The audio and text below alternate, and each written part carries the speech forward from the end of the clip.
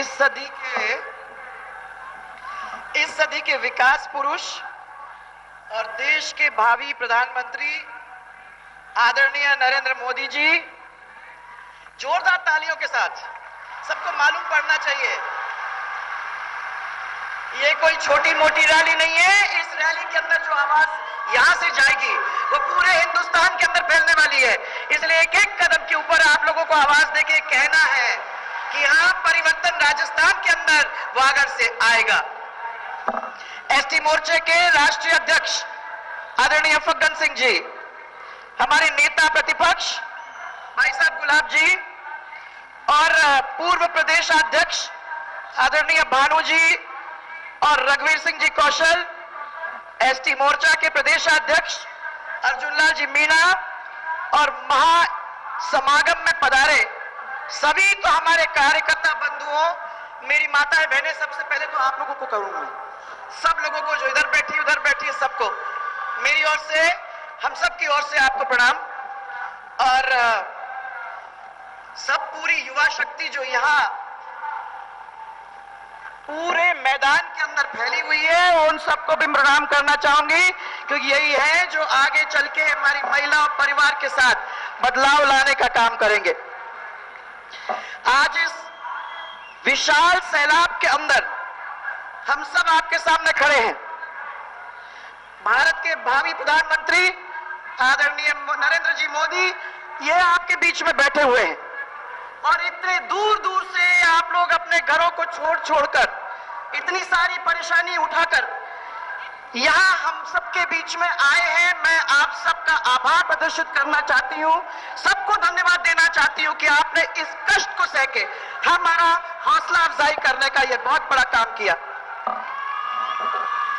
आप सब अपने आंखों में सपने, अपने होठों के ऊपर दुआ और अपने दिल के अंदर आशीर्वाद लेके जरूर आए हैं, ये मैं विश्वास करती हूं और इसके लिए भी मैं आपका आभार प्रदर्शित करना चाहूंगी।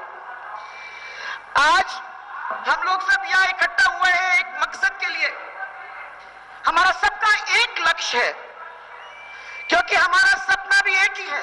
आप सब जो यहाँ बैठे हो, हम यहाँ बैठे हुए हैं, हम सबका वो एक ही सपना है, क्योंकि हम सिर्फ एक ही चीज चाहते हैं, आपके लिए एक अच्छा कल, आपके बच्चों और युवाओं के लिए एक सुंदर भविष्य, मेवाड़ वागड़ के लिए प्रगति और विकास, और सबके लिए एक बहुत खुशहाल और सुंदर विकसित राजस्थान।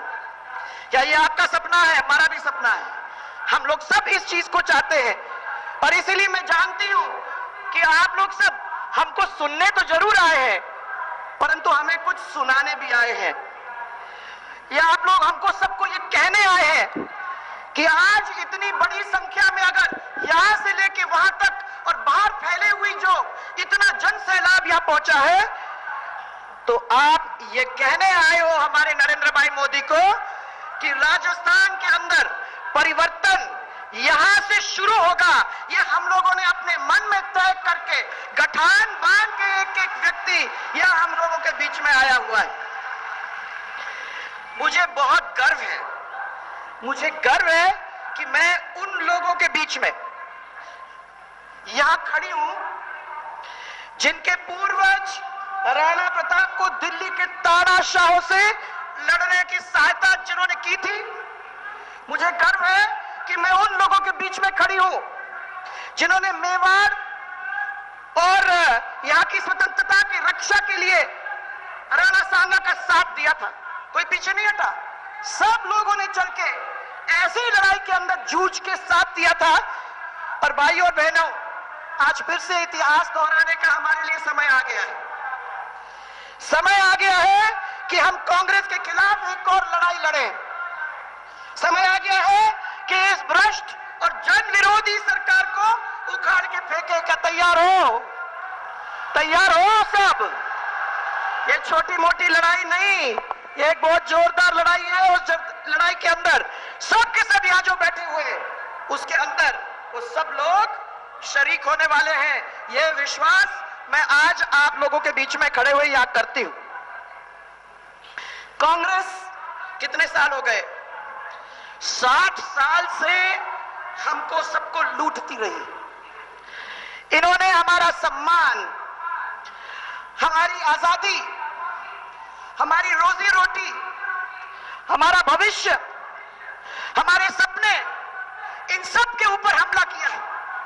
इन सब को चूर चूर करने का काम किया है। कांग्रेस को सिर्फ भाइयों हराना नहीं है, कांग्रेस को जड़ से उखाड़ के फेंकना है। तैयार हो? जड़ से उखाड़ के फेंकना है। ये याद की तैयारी करिए। मोदी जी पूरे भारत को एक लक्ष्य के लिए जुटाकर रख दिया है। वो लक्ष्य क्या है? एक कांग्रेस मुक्त भारत। क्या लक्ष्य? एक कांग्रेस मुक्त भारत। और आज आप सबको यह देखकर मैं ये मोदी जी को वचन दे सकती हूं कि ये कांग्रेस मुक्त भारत का जो आपने लक्ष्य हमको सबको दिया है, उसका पूरा करने का काम आज वागड़ क्षेत्र और मेवाड़ क्षेत्र से शुरुआत हो गई है। जोरदार ब्यूगल बजाई है हमारे लोगों ने। और मैं आपको विश्वास दिलाना चाहती हूं कि जिस तरीके से जयपुर के अंदर यह शुरुआत हुई थी, उसको आगे ले जाने का काम हमारे मेघा, मेवाड़ और वागड़ क्षेत्र ने किया है। हम जब तक नहीं रुकेंगे, जब तक आपको प्रधानमंत्री बना के उस कुर्सी पे बिठाने का हम काम नहीं करेंगे। हमें आजादी मिले भाइयों 65 साल हो गए। भैरव सिंह जी के और मेरे को छोड़ के आपने बहुत हमको सेवा करने का मौका दिया, परंतु मेवाड़ के लोगों ने अपना भरोसा, अपने सपने कांग्रेस के हाथ के अंदर दिए, बहुत सालों तक दिए। और कांग्रेस ने क्या करके छोड़ा वो आप लोग सब अच्छी तरह से देख सकते हो। आप जब चाहे, जहां चाहे रोजगार चाहते थे, कांग्रेस चाहती थी कि आपको सिर्फ 100 दिन का रोजगार मिले, और वही 100 दिन के ऊपर ही आप लोगों को रोकने का काम किया है। आप चाहते हो कि विश्व के अंदर ऐसे खिलाड़ी बने, तीरंदाज, इस चीज को आप आगे बढ़ाएं, परंतु कांग्रेस चाहती है कि आप अपने क्षेत्र के अंदर गरीबी के अंदर फंसे रहो और गरीब आदिवासी ही बने रहो। आप अपने बच्चों के भविष्य के लिए क्या कोई करेगा, कोई सरकार क्या करेगी, उसके बारे में आप सुनना चाहते हो, तो उसकी जगह में कांग्रेस सिर्फ आप लोग अपने परिवार का इतिहास गिनाते रहती है, सुनाते रहती है। अभी राहुल गांधी भी यहां होके गए, कल भी होके गए, उनके परिवार को सिवाय हमें और कुछ सुनने को नहीं मिलता। हमारे सबके कान पक गए। 7 साल हो गए सुन सुन के कि उन्होंने, हम उनके परिवार ने हम सबके लिए क्या किया, परंतु जमीन के ऊपर कुछ देखने को नहीं मिलता है। और इसीलिए हम सब उन सब से दुखी हैं। आप अपने बच्चों के लिए चाहते हो कि बेहतर शिक्षा मिले, आप चाहते हो कि हमारे बड़े बुजुर्गों के लिए सही चिकित्सा का इंतजाम मिले, और कांग्रेस चाहती है कि सिर्फ आप लोगों से वोट ले। हम ये कहना चाहते हैं कि मुफ्त दवाई ले जाओ, ये बार बार उन्होंने कह दिया। बात भी जब भी चुनाव के उसमें आते हैं तो बताते हैं कि हमने आपके इसके लिए कितना काम कर दिया। पर भाई और बहनों, मैं आपको यह कहना चाहती हूं कि जब डॉक्टर ही नहीं है, जब नर्स ही नहीं है, जब कंपाउंडर नहीं है, तो किस तरीके से आपको दवाई लिख के दिया जाएगा, किस तरीके से आप तक दवाई पहुंचाई जाएगी। तो सब कहने की बातें हैं, और कह कह के जो हमारे तो कान पक पक के इन कब बातों को सुन सुन के पक गए। उदयपुर, बांसवाड़ा और प्रतापगढ़, इनके अंदर प्राथमिक स्वास्थ्य केंद्र 60 हैं। आप गिनो तो 60। मैं ये देखना बताना चाहती हूं कि चिकित्सकों के सब पद रिक्त हैं। इन प्राथमिक स्वास्थ्य केंद्र में एक भी डॉक्टर काम नहीं कर रहा है भाइयों, एक भी डॉक्टर काम नहीं कर रहा है। गरीब व्यक्ति अपने इलाज के लिए जाएगा तो कहां जाएगा, किसके पास जाएगा, और कहते हो कि हमको फ्री दवाई दे रहे हो। मैं कहना चाहती हूं कि 2009 से अब तक प्रतापगढ़ के अंदर खाली 2 और उदयपुर के अंदर खाली 7 प्राथमिक स्वास्थ्य केंद्र खुले हैं 5 साल के अंदर भाइयों। 2012 और 13 के अंदर बांसवाड़ा के अंदर माताएं बहनें 100 और उदयपुर के अंदर 30 प्रसूताओं की इलाज के दौरान मृत्यु हो गई। अब सोचो कहां हम जाएंगे, किसके पास जाएंगे। मेवाड़ में कम होने के बजाय शिशु मृत्यु दर कितनी जोरदार तरीके से बढ़ी है। 2011-12 के अंदर प्रतापगढ़ के अंदर 35%, बांसवाड़ा के अंदर 34% और उदयपुर के अंदर 31%, पूर्व वर्षों से बहुत ज्यादा अधिक। इस तरीके से शिशु मृत्यु दर का भी आप लोगों के सामने मैं कहना चाहती हूं, हमारे बच्चों को भी कोई संभालने के लिए तकलीफ नहीं कर रहा है।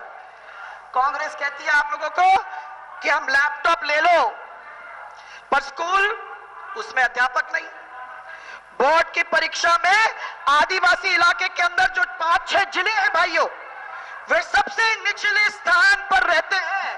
दरियाबाद के अंदर 52 माध्यमिक विद्यालय है, जिसके अंदर सिर्फ 3 प्रिंसिपल है, और बांसवाड़ा के जोलना राजकीय विद्यालय में सभी विद्यार्थियों ने परीक्षा फेल कर दी।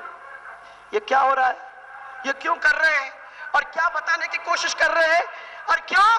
क्योंकि वहां विज्ञान का अध्यापक नहीं था, इसलिए सब बच्चे फेल हो गए।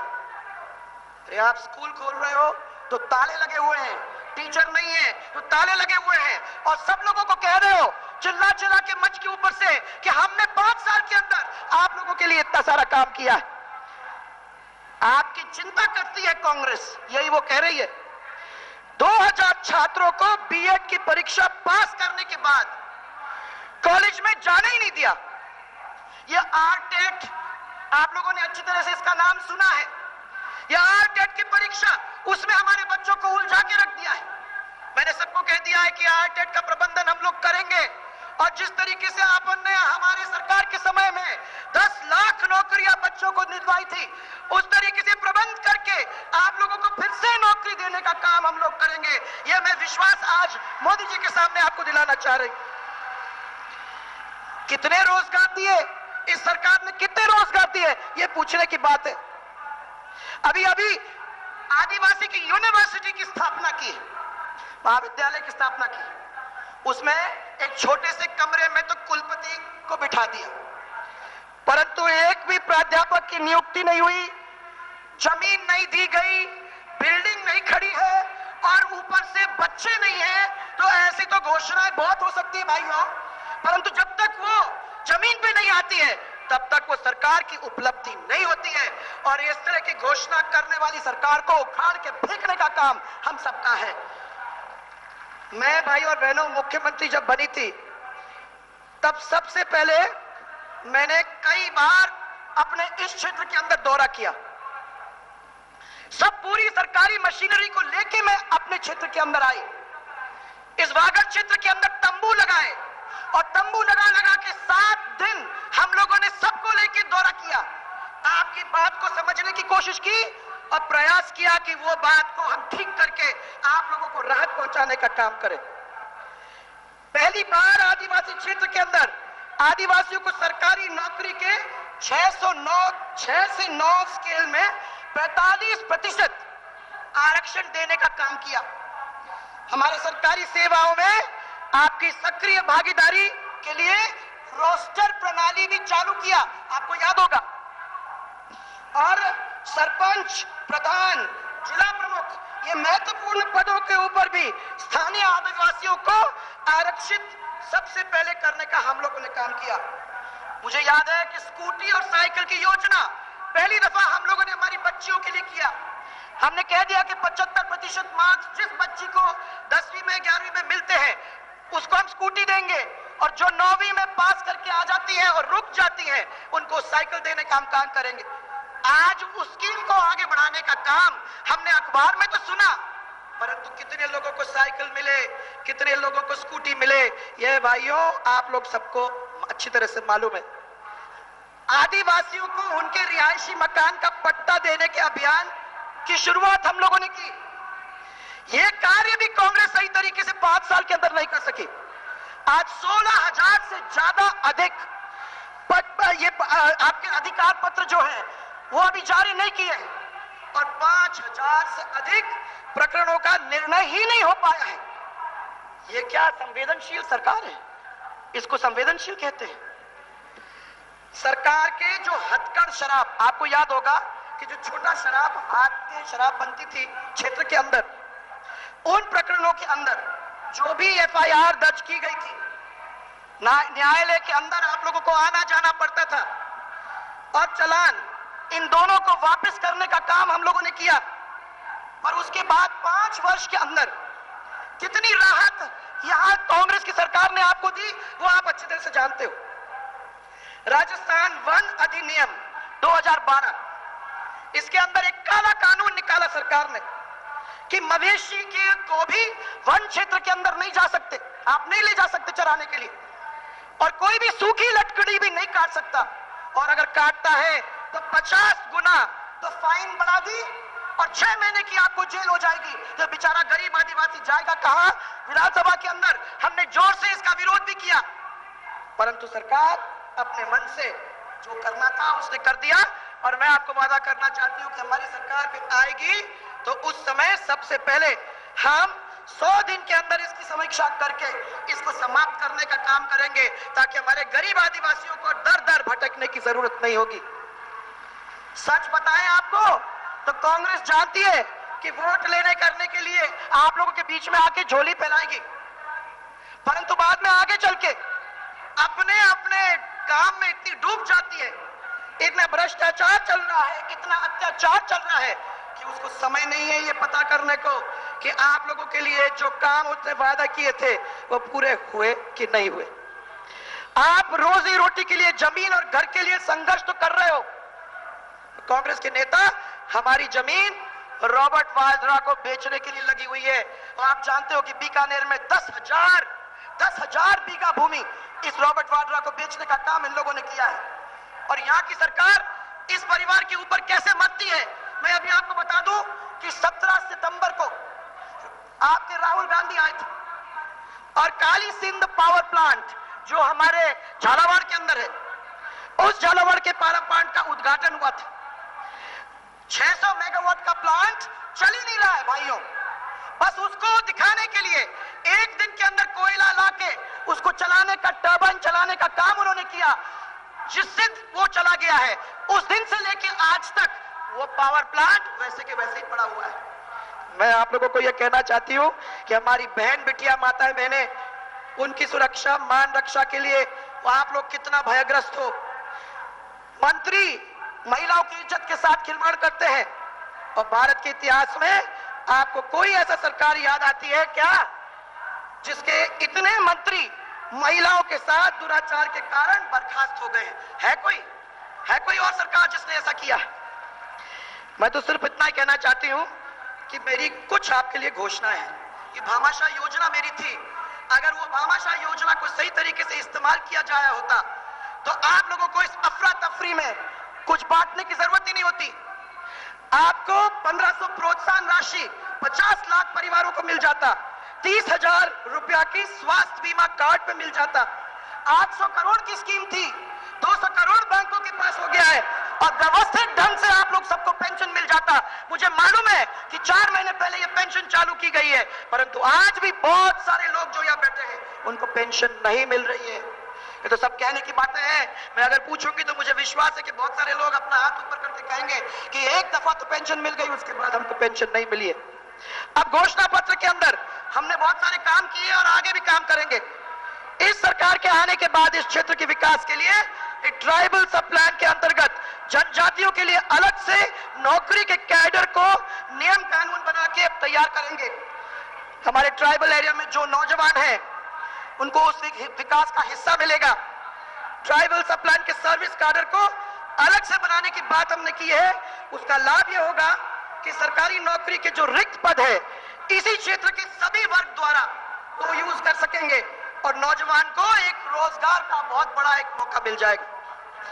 ट्राइबल सब प्लान एरिया के लिए जो क्षेत्रफल है उसको छोटा कर दिया जाएगा ताकि प्रशासनिक सुविधा सबको मिल सके, और बीडीओ और पंचायत डेवलपमेंट अधिकारी के द्वारा स्थानीय लोगों को प्राथमिकता देंगे, जिसमें सर्विस में आने के बाद उनको बहुत फायदा मिल जाएगा। हमने एक सोचा है जो हमने अपने मैनिफेस्टो के अंदर डाला है, घोषणा पत्र के अंदर डाला है, कि अपनी पिछली सरकार में महिलाओं के लिए हाड़ी रानी एक विशेष बटालियन हम लोगों ने बनाया था। अब अपने ट्राइबल सब एरिया के लिए विशेष पुलिस बटालियन जो यहाँ के लोगों के लिए है, बटालियन जिसका नाम महाराणा प्रताप के ऊपर होगा, वो भी हम लोग अपने चुनाव घोषणा पत्र के अंदर जोड़ रहे हैं। हमने ये भी तय कर लिया है, अपने मैनिफेस्टो में भी उसको लिख लिया है कि किसान और जनजाति समाज को प्रेरणा देने के लिए गोविंद गुरु जी ने अपना तो जीवन समर्पित कर दिया, परंतु आज भी इस क्षेत्र का आदिवासी समाज जो है वो छोटे किसान है और कर्ज में डूबे हुए। हमारी सरकार छोटे और मझोले किसानों के लिए जो किसी भी समाज से है, अगर टीएसपी क्षेत्र में रहते हैं तो उनके कर्ज की माफी के लिए विशेष कार्य योजनाओं का हम लोग निर्माण करेंगे। ये सब हमारे छोटे कार्यकर्ताओं के लिए। फिर हमने देखा कि सड़कों की हालत बहुत खराब है, तो तय किया कि सब जिलों को मेगा हाईवेज के साथ जोड़ने का काम करेंगे, ताकि इस क्षेत्र के जो दूर दराज के गांव हैं वो सब शहरों से जुड़ जाएंगे और प्रदेश की विकास की मुख्य धारा के अंदर वो भी जुड़ जाएंगे। अपनी जनजाति के लिए जो खेल प्रतिभाएं हैं उनके पर विश्वास है, लिम्बाराम जैसे खिलाड़ियों के ऊपर विश्वास है, और हम चाहते हैं कि तीरंदाजी और दूसरे भी हमारे जो स्पोर्ट्स के एरियाज है उसके अंदर अंतरराष्ट्रीय की स्तर की एकेडमीज हम लोग बना लेंगे, जिसका फायदा हमारी सरकार को मिल जाएगा। फिर तकनीकी शिक्षा, ये विकास भी हमें करना है। आईटीआर, पॉलिटेक्निक जैसी शिक्षा संस्थाएं हम लोग बनाएंगे, ताकि हमारे नौजवानों को एक विशेष कौशल कार्यक्रम चला के उनको आगे करके नौकरियों के लिए तैयार करने का हम लोग काम करेंगे। और आखिरी, पशुधन, ये हमारे लिए बहुत अमूल्य है, और हमारी सरकार आने के बाद हम पशुधन के लिए मोबाइल चिकित्सा का प्रबंध करेंगे। तो ये गांव में जाएंगे और गांव में जाके वहां आपके जानवरों का इलाज करने का काम करेंगे। ये जिस तरीके से इन्होंने कहा फ्री में कर दो, फ्री में का सवाल नहीं है, वो तो सब होगा ही होगा, परंतु आपके गांव के अंदर जाके ये काम करने का करेंगे। बिजली 24 घंटे, जो घरेलू बिजली मैंने करवा था वो 24 घंटे मिलने का वायदा हमने किया है, और पीने का पानी और सिंचाई का पानी वो घरों के अंदर पहुंचाने का 2 साल से अध्ययन करके हमारी कोशिश ये हो रही है कि आपको इस चीज के लिए कहीं दर दर भटकने की जरूरत नहीं होगी। और हम आखिरी में आपको ये कहना चाहते हैं कि आपको 5 साल की सरकार देने का काम हम करने वाले हैं, 5 महीने का नहीं भाइयों, 5 महीने की सरकार अफरा तफरी में नहीं, पूरे 5 साल जिसके अंदर आपके साथ मिलके जो काम आपके क्षेत्र के अंदर करवाने हैं, उस नए राजस्थान को बनाने के लिए, उसका नया स्वरूप बनाने के लिए हम और आप मिलके आगे बढ़ेंगे। बोलो तैयार हो? बोलो तैयार हो? नए काम करने के लिए एक व्यक्ति नहीं होगा, आप लोग सब मिलके काम करोगे तब मैं विश्वास करती हूँ कि होगा। तो आओ हम लोग साथ चले, हम लोग चले मिलके एक नए भविष्य की ओर हम चले, कि राजस्थान एक नया राजस्थान हम बना के छोड़े। और एक जोरदार नारा अगर आप हाँ मानते हो तो हमारे मोदी जी के सामने दोनों हाथ ऊपर करके एक जोरदार नारा राजस्थान के लिए, जय जय राजस्थान, जय जय राजस्थान। और ये बदलाव राजस्थान के अंदर आएगा, ये विश्वास मैं मोदी जी को आज फिर से देना चाहती हूँ। मुझे मालूम है कि आप लोग जो बात कहते हो वो करके ही छोड़ते हो, और इसीलिए राजस्थान के इस परिवर्तन को सबसे पहले हम उनको पेश करना चाहेंगे। आप सबको बहुत बहुत धन्यवाद देना चाहती हूँ। बहुत बहुत धन्यवाद सबको।